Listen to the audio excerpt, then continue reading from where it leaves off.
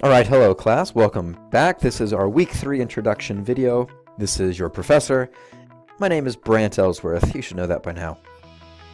Alright, this week, week 3 will be tackling 2 chapters from the textbook, chapter 6 and 7.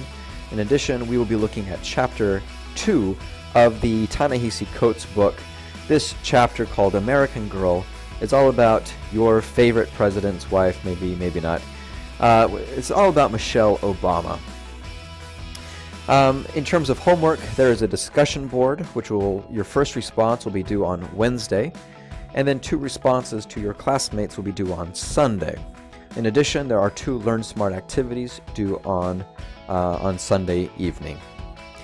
Now, real quick, just a quick note about studying techniques in preparation for next week's exam. That's right, at the end of week 4, you will be expected to sit for your first exam in this course, covering all material from chapter 2 through chapters 9.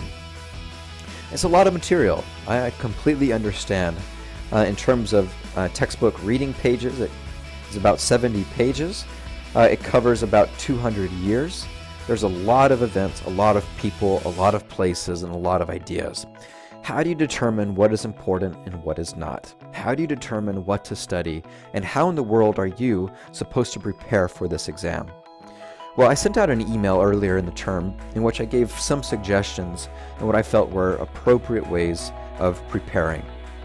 Now, in that email, I mentioned that repetition is the key to learning. By repeatedly looking through material, by repeatedly refreshing your mind of key individuals, key events, that suddenly these ideas will move from the short-term memory into the long-term memory. I also encouraged all students to not simply read for completion, but read for content. And the purpose of these weekly reading assignments isn't to finish them. That is the goal, that by the end that you will have done that. But it's not the destination, it's the journey. So as you're reading that material, how are you working through it? How are you trying to remember it, recall it?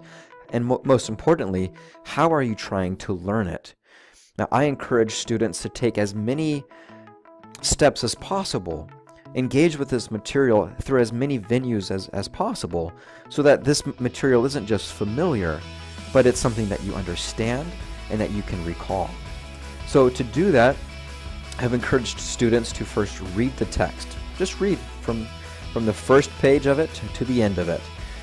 As you read, I would encourage you to think about that content. What is the author trying to get you to remember, to learn? What is the arguments that are being presented? Why is the material presented in the way that it is?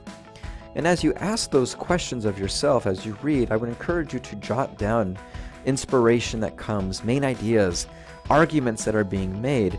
And I would encourage you to keep a separate notebook or a notepad or a Word document in which you keep some of your ideas and keep them organized. I then encourage you to go through the Learn Smart assignments.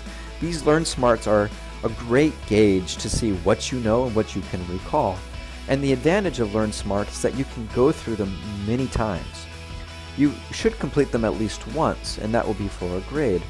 But if you'd like to go back through each of the chapters, maybe a great way of doing that is by going through the Learn Smart assignment, reviewing some of the questions that are asked, and seeing how well you can recall, how well does that information stick in your mind.